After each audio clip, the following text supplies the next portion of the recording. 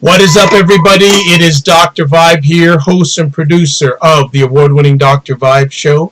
As always, I'd like to say you're blessed, highly favored, a magnet for miracles, and a solution for someone's problem. Also, I'm a certified empowerment coach and president and CEO of Express Your Vibe Coaching and Communications.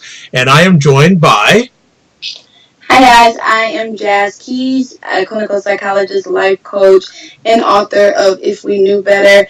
I am currently a contributor for Ebony and Jet magazine, and I just do an array of healing services, counseling, coaching, all of the above, and then I get the honor and privilege of hosting stuff with this guy right here. So this guy, I like that. This guy. So yeah, she is the lady of honor, the co-host of Stuff. And for those who are not familiar with Stuff, all Stuff is just we just have conversations about current events and culture from a black woman's and a black man's point of view. It is an international conversation. I am based in Toronto, Ontario, Canada, and Jazz is based in Rockford, Illinois, which is, I think, just outside of Chicago. Yep, about an hour and 15 minutes, depending on who's driving outside of Chicago. Excellent, excellent. Well, we have another epic conversation going to happen tonight, and if you're watching live, please feel free to join in the conversation, ask questions, make comments. And we were having just another one of our conversations after last week's epic conversation. I said, what are we going to talk about next week? And there's a number of things we brought up, but we saw that having a conversation about, is the black community divided? Dum, dum, dum. Yes, so, we like to take those light conversations on stuff. Dr. Vibe has a little bit of history. He doesn't like the light stuff. He likes the real stuff.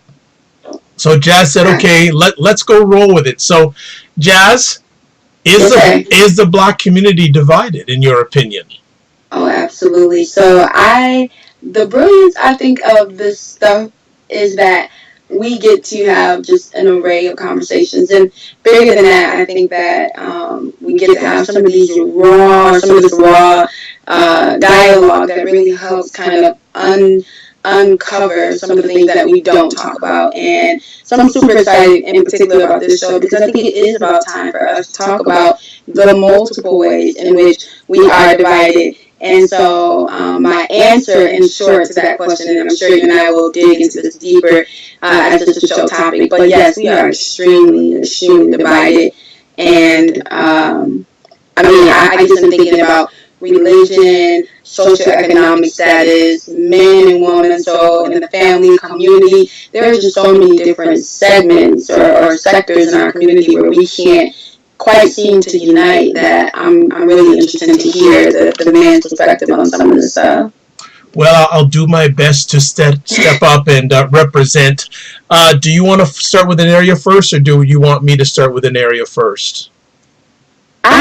Of course, I'm going to do anything. I'm going to pick you, Mo. I would like to hear your perspective, and I'd actually like to start with the family, because I feel like that is a division that trickles into so many other areas. So one conversation that I constantly find myself either listening to or participating in is why the division between the black man and the black woman. So if you could share any insight on that, I'd love to go there first. Well, we could take 40 minutes just on that topic. So please note, if you're watching this live on replay, we may do a part 2 on this one. I have a strong feeling we may need to do a part 2 on it, because just there, I think 40 minutes is not enough. There's so many different layers. I think a lot of the discussion we're going to have tonight, and if we do a part 2, the economic factor is going to be related. And I feel that these days, especially, they're one of the reasons for a divide between black women and black men, and not all, is the whole area of economics. Rightfully, black women are making a forward move in the workplace. They're getting hired more. And if you look at the average employment and unemployment figures from black men versus black women, you will see that black women, and especially black women, are the number one demographic in regards to entrepreneurship. Also, yes. So they're making moves. I believe also black women are probably I guess, graduating more from colleges and universities. I was doing a conversation with a gentleman recently, and he said after grade 3, the number of black boys and black girls who are in school, black girls seem to just move further ahead, and there's a reduction. The gap becomes greater after grade 3. So right there's another thing. The economic, and unfortunately or fortunately, we live in a capitalistic system. And unfortunately, capitalism, this is Dr. Vi's opinion, values what you have more than who you are. Unfortunately, you don't have to go by that doctrine, but that is part of what goes on. And I think that's part of it. That's part of the conversation piece when it comes to divide between black men and black women, because, and I think it's also wider in all communities, not just the black one, but because the black community, and I don't like using that word, so I'm going to stop using, I'm going to say environment. Right. I'm not going to use community. We're just using community as a title. I'm going to say environment. In the black environment, unfortunately, blacks have been at the lower end of the economic scale for so many years and still are at the lower of the economic scale, that when there is a widening of gap between black men and black women, the effect is just magnified. Yes. I'm a huge person about like social conditioning and the ways in which, you know, norms and traditions and things are passed to us. And so I guess my question is, in the economics, is that a pressure within the home because of the way we are trained that a man should be more financially in a position to provide? Or is it an issue of insecurity amongst men as it relates to women being extremely successful? Are we coming off in a way that is emasculating? So in what ways is it the economics? All of the ones you just mentioned. Everything. It has to do with traditionally, whether right or wrong, the man was seen as the breadwinner. And some women still feel that the man should be the breadwinner. Right. So that compounds it. We're building layers of pancakes here on the situation. And again, for that thought process to change, remember, it has been around for hundreds of years. Right. So for it to turn around quickly, that's a lot to ask for. So I guess because I'm the kind of person that's like, well, how do we fix something yesterday? And I know that is kind of an unrealistic approach sometimes, but I think it also drives productivity, or at least makes you address what can be done in the here and now. As a man, what would you say to women who are in a position where we are, you know, mastering continued education and attacking entrepreneurship, and possibly, if not actually, you know, generating more income? What ways in which we can we support the black man so that that doesn't become a rift? Is there any suggestions? Well, before I answer that, I'm going to do a few things. First of all, I'm not going to be answering all the questions, so I'm going to come back to you on this also. I'm not going to let you get away with this so easy. Second of all, I want to say a shout out to Tachi. Thank you so much, Tachi, for joining the conversation. And just a plug, please check out what she does, a myriad of shows online, but the one I love the most that I catch most often is on Wednesday nights at 6 p.m. Eastern Time, Mediascope. Check it out. It's great content about media and culture, celebrating its second year anniversary. Think sometime this month, but Tachi can correct me. Now, I'm going to throw it back to you before I answer that question. What are the answers, or what are your thoughts on what you shared with me in regards to the area of the black male-female relation? Because you write about this stuff. I do write about this. You're absolutely correct. I'm actually one of, and I'm not saying, so in the context of division, I think there are some that are clearly on one side that are like, nope, it's the men. One that are clearly on the other side like, no, it's the women. I tend to be fairly neutral, and I say that in the sense of, I do believe that there are things that we can do on this end that you know, lessens the likelihood of emasculating our black men in a way that kind of shifts to empowering. So I'm really big about just empowering each other regardless, man, woman.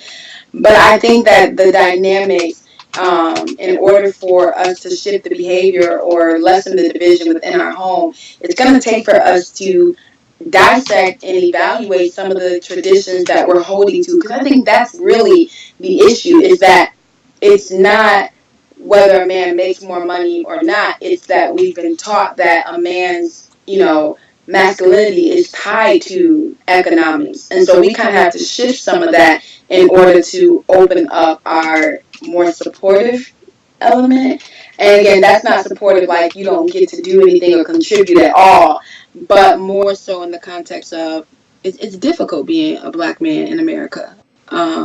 And so recognizing that, yeah. Don't forget Canada too. I do live in Canada. All right, all right. So just make sure. I think, and I'm not saying this in a boastful way. It's not easy being a black man. Period. Yeah, no, absolutely not. And so I think that, again, I'm really huge about the ways in which we have been conditioned to understand things and redefining, or creating a new norm. And so I think some of that is a lot of the things that have to change are here. And so that can be a difficult task in itself, trying to shift the mentality behind something. But I think that is one of the huge reasons why we are so divided in and out of the home, is just the things that we've been indoctrinated to believe and understand without revising them to flow with the times. Because it's just not like that anymore. Well, I'm going to respectfully disagree on one little thing that you said. Okay. And you said it had to come from here. For me, it has to come from here. It has to start. It has to start from the heart first, and it has to come from here, because most people, especially when it comes to conversations and topics like this, won't do something until it hits them in their heart. We know. Yeah, I think I believe that, but I think that, like, I think it has to be moved forward from the heart. But what I mean by changing the behavior is we can't change the behavior that says if a man doesn't have money or if he can't take care of the home, then he's not a man, until we change the mentality that says, well, maybe he provides in other ways because of, not being able to bring in as much actual income, but X, Y, and Z. So I think that it is very much driven by the heart and by love. But I think that in its entirety, we have to shift the mentality, if that makes any sense. Oh, I agree that the mentality end of it is very, very important, and I'm seeing that mentality change with a number of black men. Like, I think they're beginning to get their ego out of their way and get that out of the way.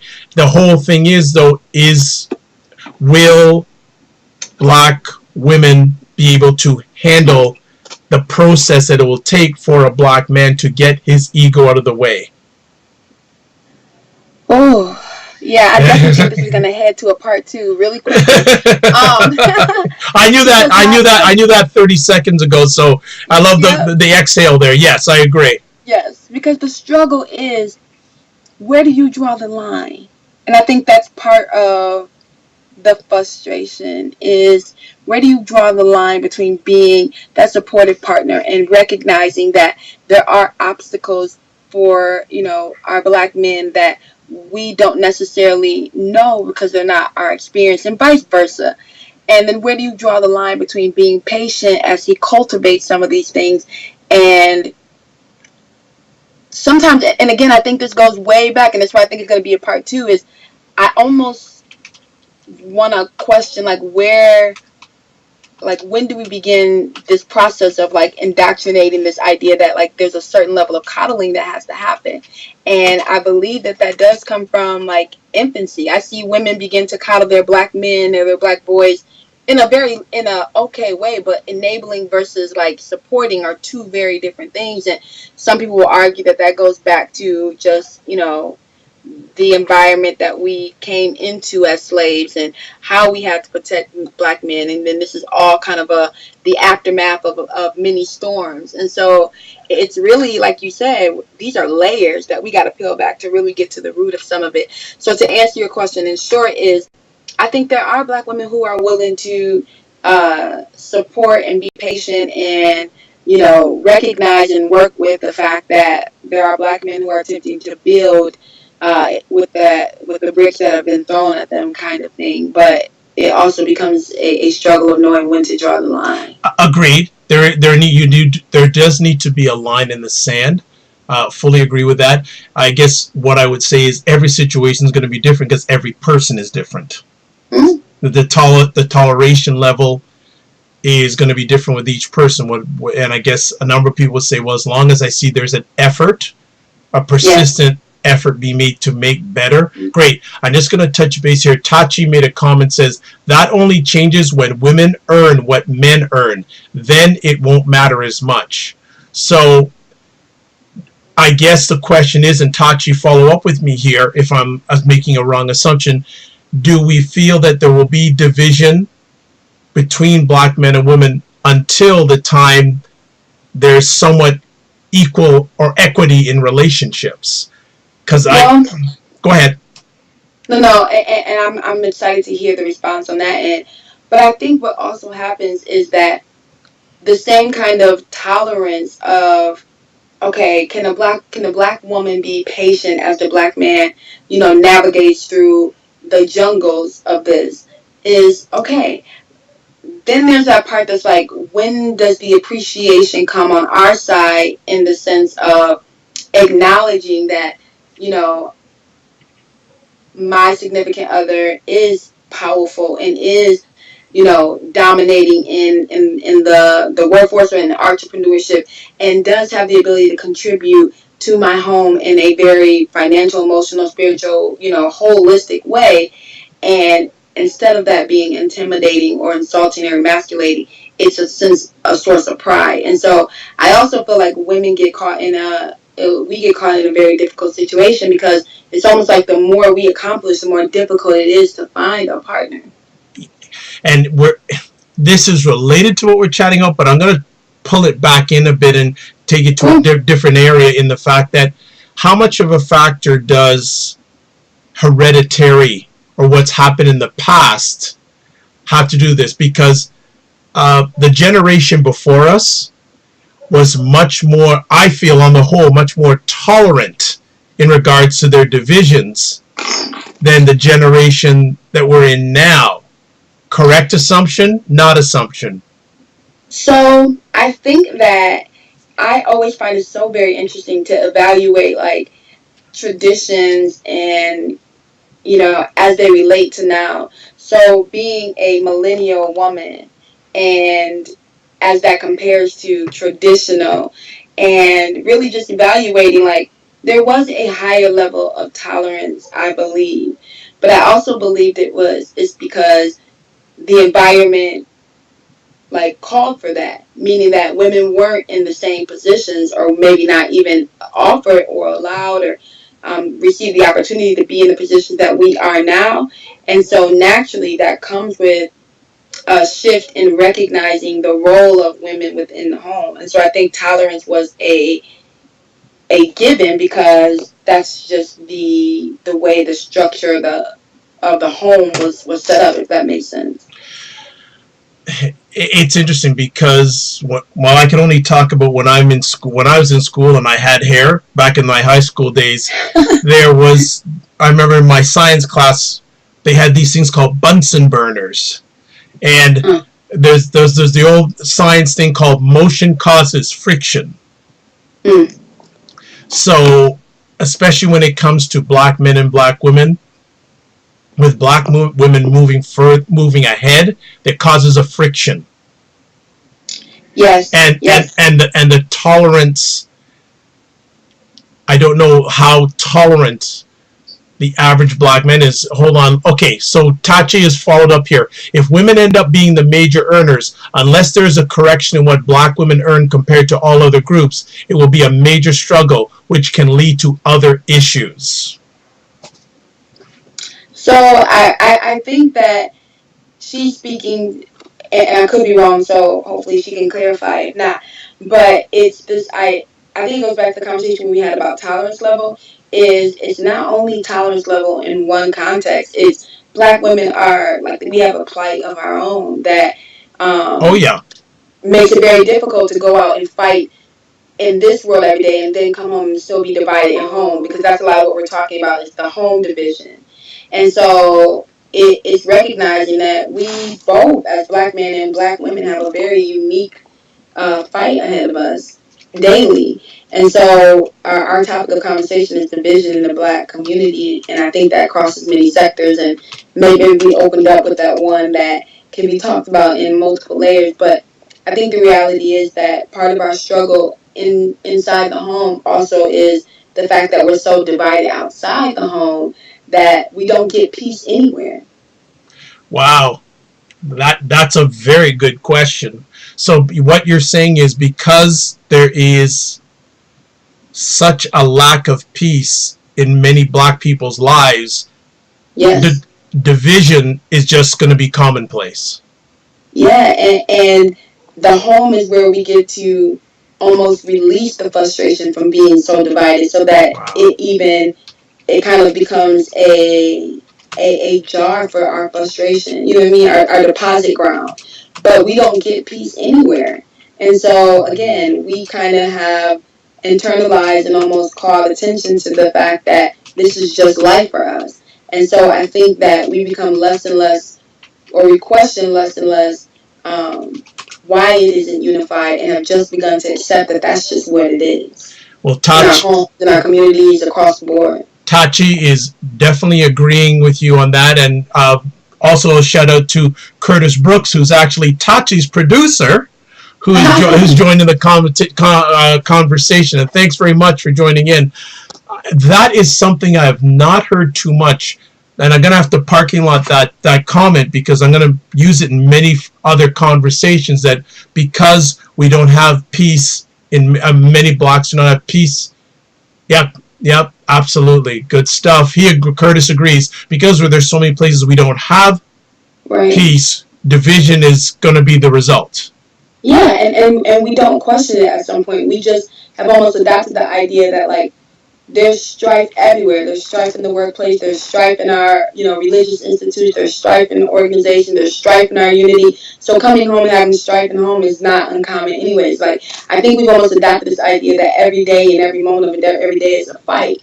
And so until we begin to process that life is meant and should be lived in a certain level of peace, I don't think that we'll address our division the way that we should and the way that we need to. Okay, gonna parking lot that.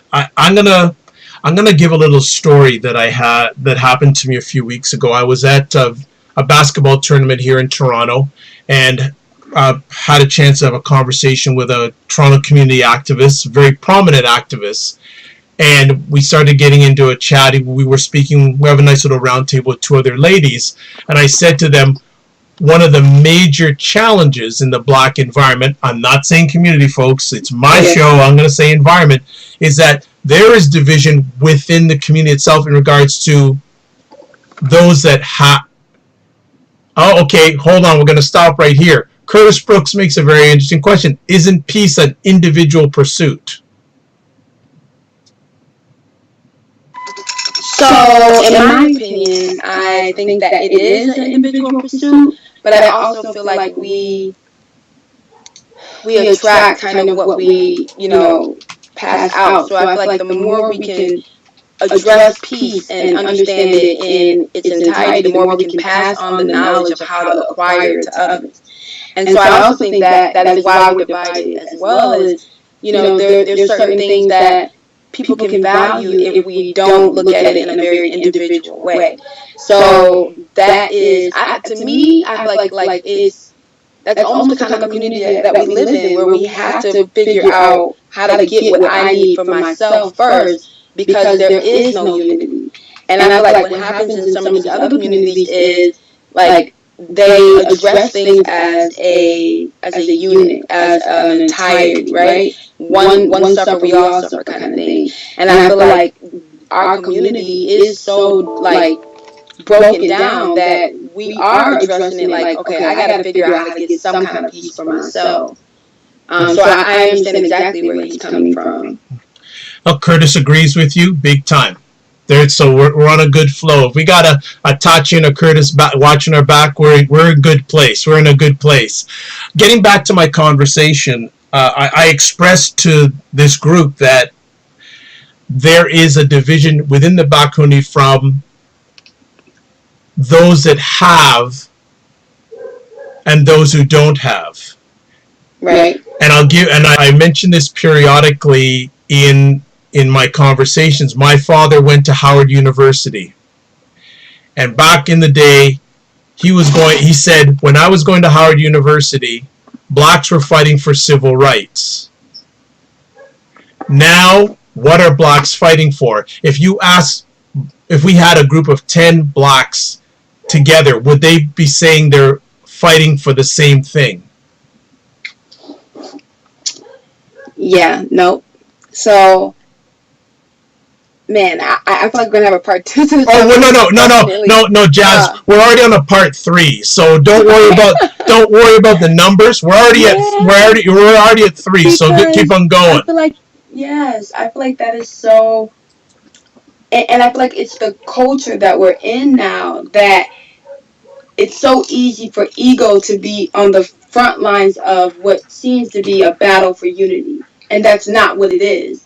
It is the social media realm, and all of these things allow for accolades and recognition to be tied to activism. And so it kind of loses its power when people aren't doing it in the context of, I'm going to separate what I receive from this, and this is solely for the benefit of us as an entirety.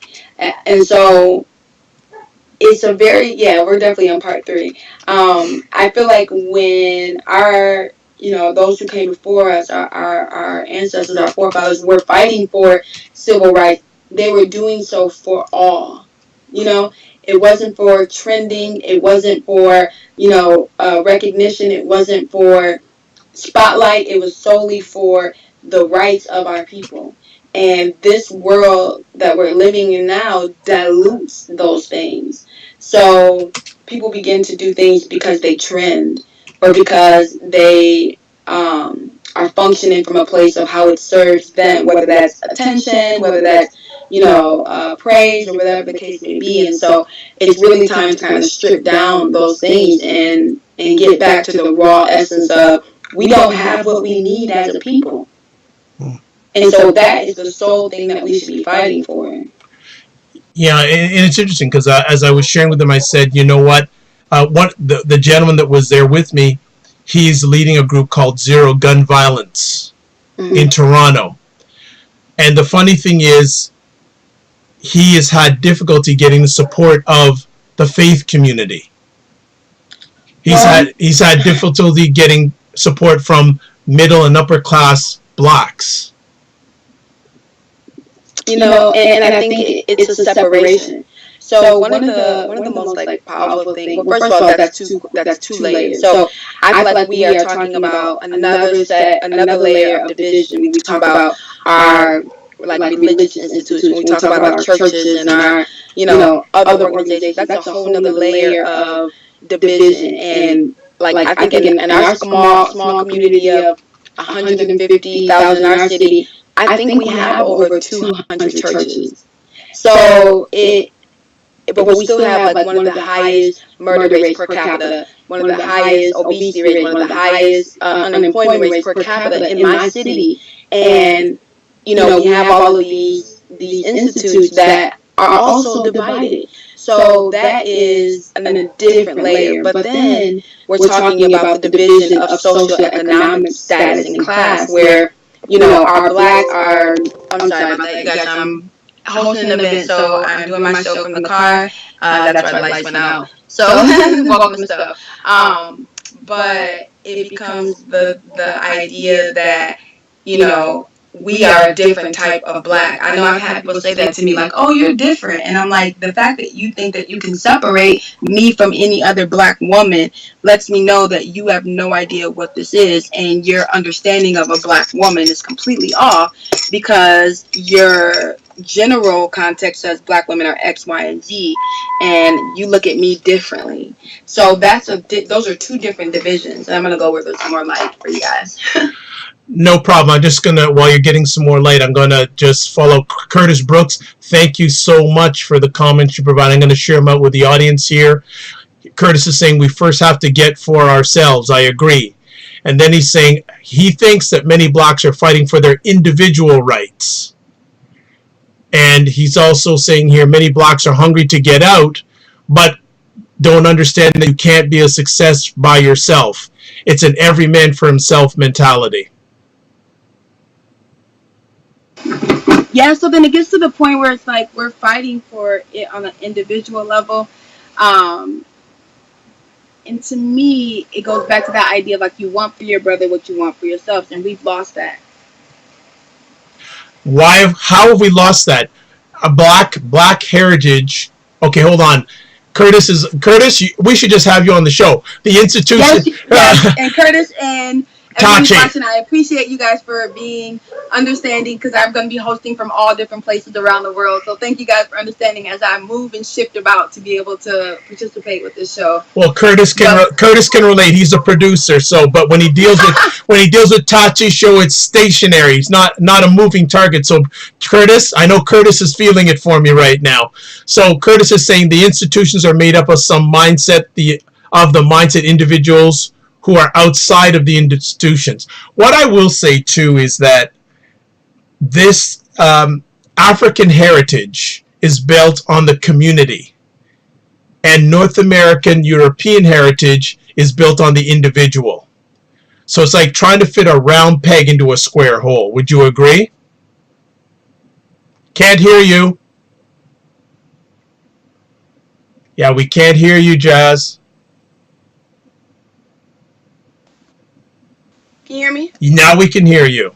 Awesome. I said 100%. I think you and I had this conversation before when I talked about being in Africa, and I talked about just getting to experience the richness of, I believe one of the gentlemen said, it's hard being a kid in Africa because everybody is your uncle and aunt. And so when I was there, I didn't have to correct my child. I didn't have to redirect her because it was such a communal style. Even I could leave and go and she could stay outside and play and know that she was supervised properly. And so to me, we are a product of a culture that's not ours.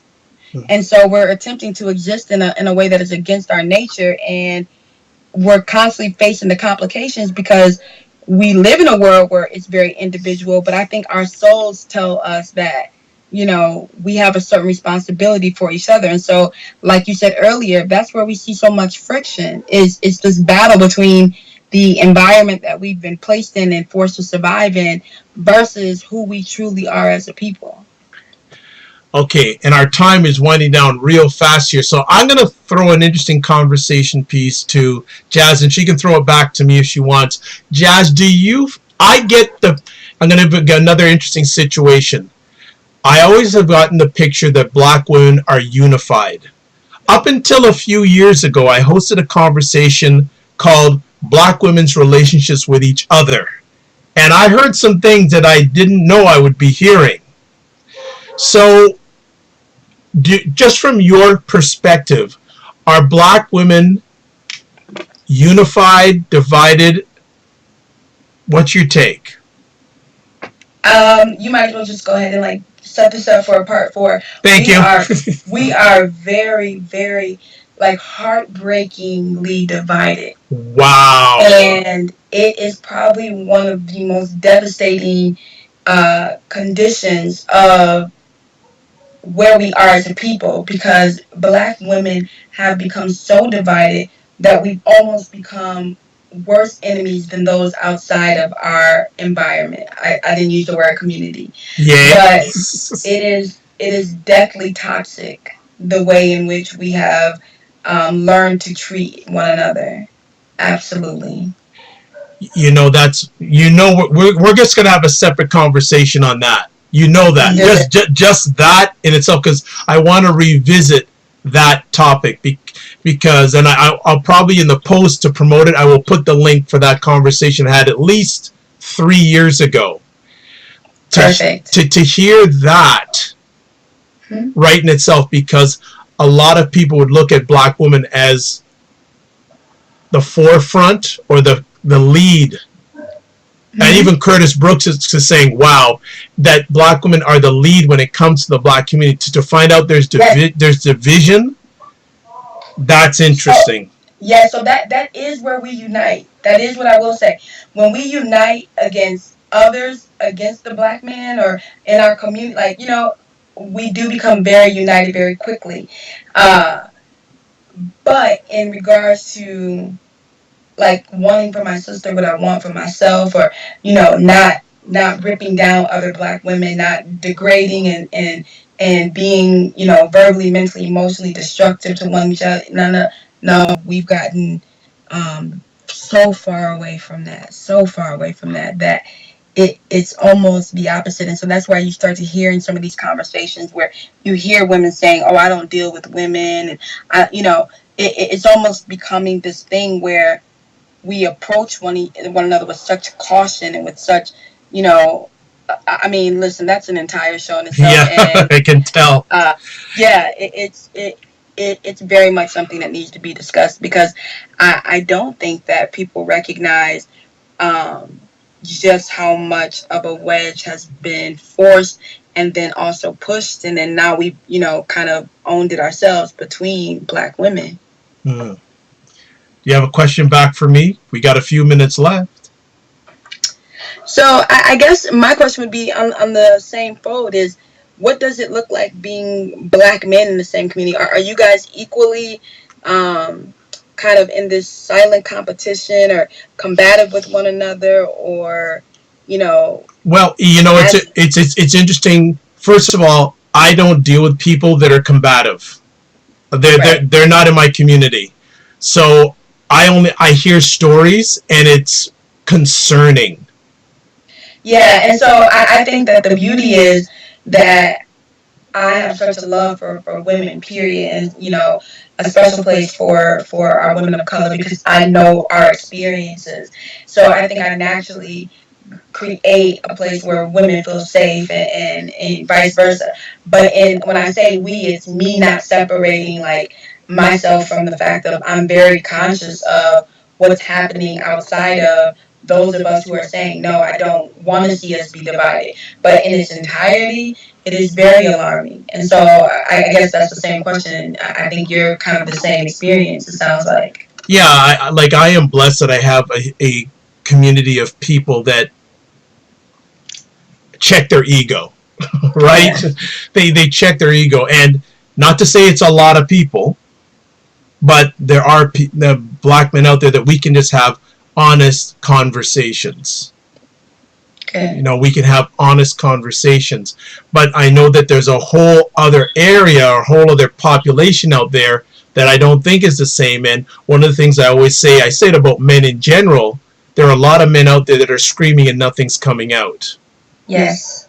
I told someone the other day that I feel like, and again, I guess we just created an entire list of previous discussion, but I feel like black men are heartbroken on so many levels.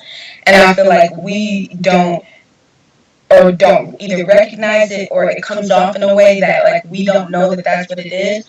But I feel like I've encountered so many men who are just heartbroken. And so I would love to kind of have a conversation about just the ways in which, black men face these devastations before they're even pushed out into the world. And I think it goes back to just childhood experiences, not being able to express emotions, and just all of these things. And again, that's kind of segueing into a different conversation. But the division amongst black women is another layer that we kind of have peeled back through this conversation. And so my answer is, you would be almost surprised to know that we are very very segmented. I'm not surprised, because I tell people, I just say, I go, I don't get surprised anymore. Nothing shocks me, especially after 9/11, right? So anything after that, I take it in stride. The point what I will say with division amongst black men, and again, it goes back, our pie to get from is this. The amount of black men are this. Not everyone's going to get this. Yeah. Right? And well, we have another wonderful friend of the Dr. Vibe Show. Dr. T educates, Dr. Marvin Thompson. He says the fear of black men in this society suppresses the real emotion in black men. I love that. I feel like fear is something that we don't understand, we don't talk about enough, we don't recognize how it paralyzes us. And I think that even us being able to dissect, fear and what it does to us psychologically, emotionally, in our careers and our family is going to be a powerful conversation itself. Because I 100% agree with that statement. Well, the thing is, the fear leads to division. Yes. Right? It's a principle in, I think I heard it from Farrakhan. It said fear, envy, and mistrust are the principles within our environment that cause us to be so divided. We fear one another, we envy one another, and we don't have any trust within one another. Yeah, the fear, and I think this is within the black environment. There is a lot of fear there. There's a lot of fear of each other.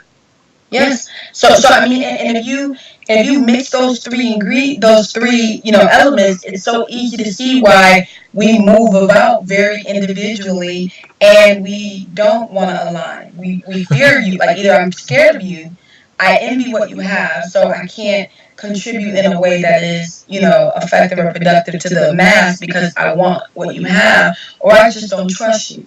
And so those three things cause us to be just very eye-focused on self. Well, here's something funny. Curtis Brooks goes, Curtis is going, we need another 30 minutes, LOL.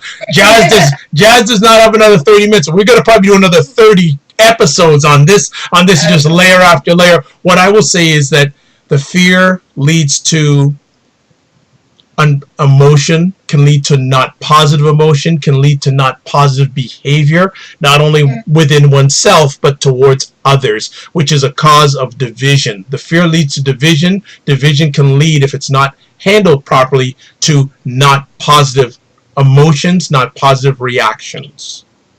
Yeah, specifically as we're talking about the black environment, the black experience, we benefit not at all from our division.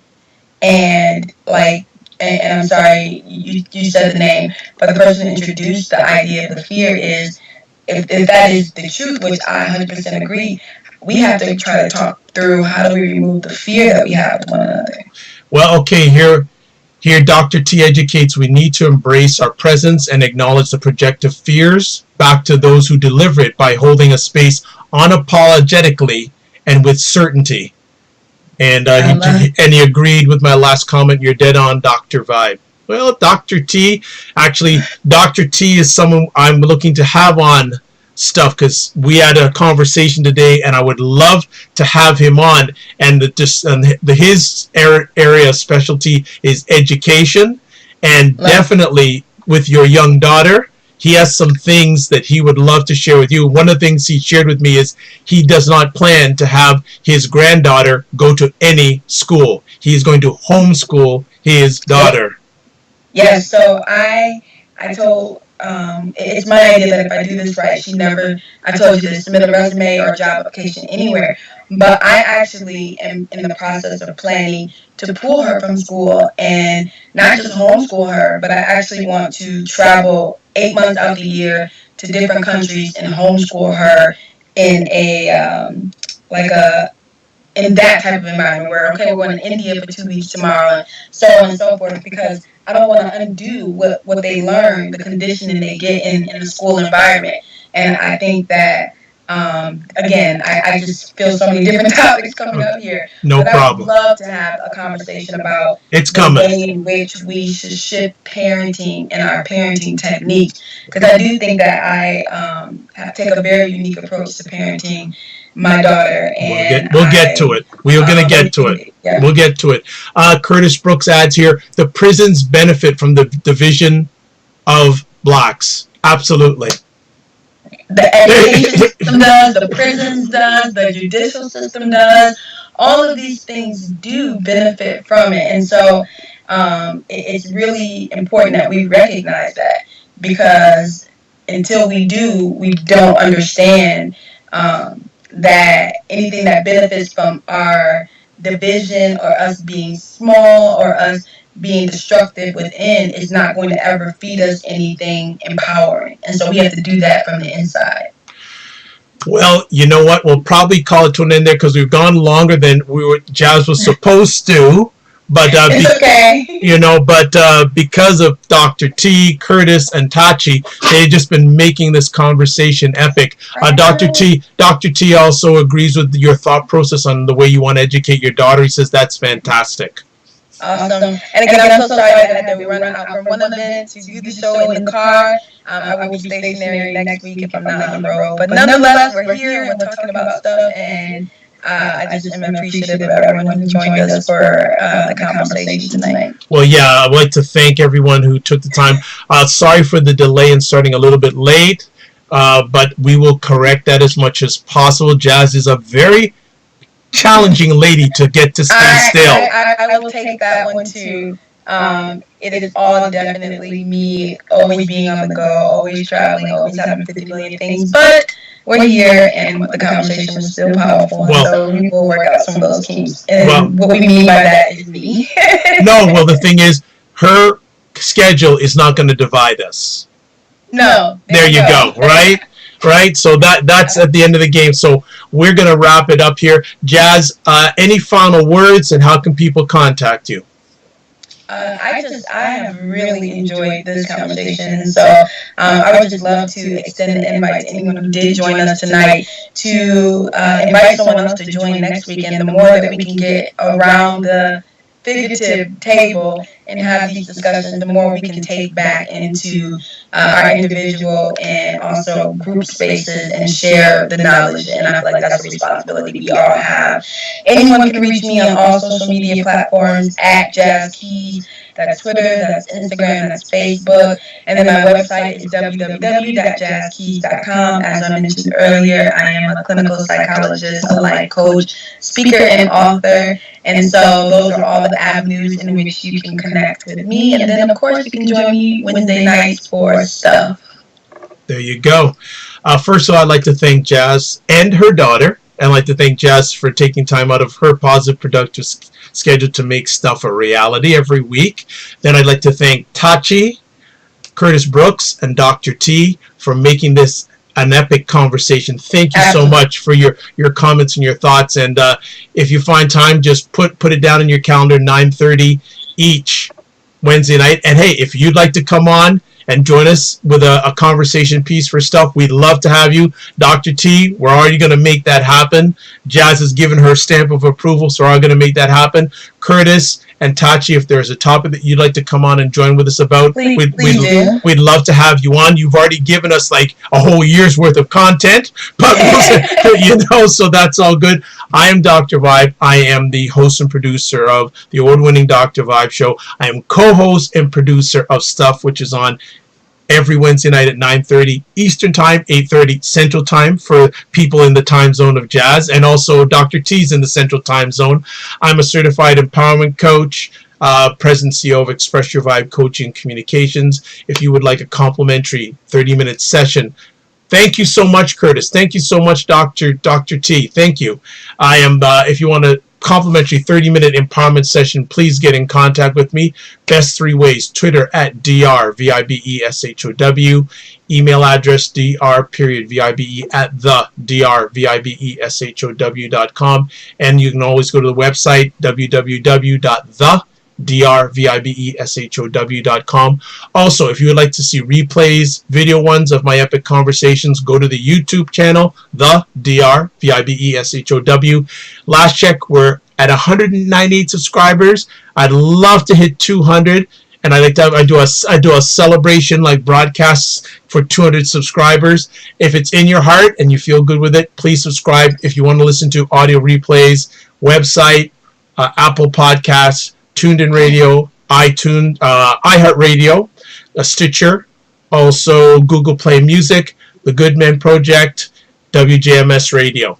Got all that covered. Dome, bam. So, as always, I'd like to say, as Jazz gets blacked out, you're blessed and highly favored. There she is, she's back. You're a magnet for miracles, and you're a solution for someone's problem. God bless, peace be well, keep the faith. Oh, just another thing coming up on Dr. Vibe Show. Tomorrow night at 8 a.m. Eastern Time, Dr. Lawrence Rashid from Antioch, California, talking about a symposium he's going to be having about black men and mental health. And that's coming up, I think, next a week from this Saturday. And then on Friday at 12 noon, we have a very special new friend coming on. I did have a chance to listen to her on NPR a few weeks ago. Her name is, as I just bring it up here, so bear with me, folks. Actually, and she is going to talk about Chicago. Oh, nice. Yeah, her name is, okay, I'm just waiting for everything to come up here. Her name is Nicole Gonzalez Van Cleve.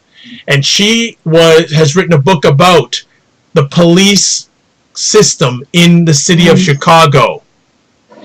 And that is quite a hot topic these days. If you're keeping any sort of attention to American news, President Trump is saying he's going to take actions on wanting to correct the situation of so many homicides and deaths happening amongst blacks in Chicago. So she is going to be on via the YouTube channel at 12 noon. But just follow me on Twitter. It'll keep you up to date on everything. All right? So as I like to say, God bless. Peace be well. Keep the faith. And remember, sometimes you have to get smaller to get stronger. Good night. Good night.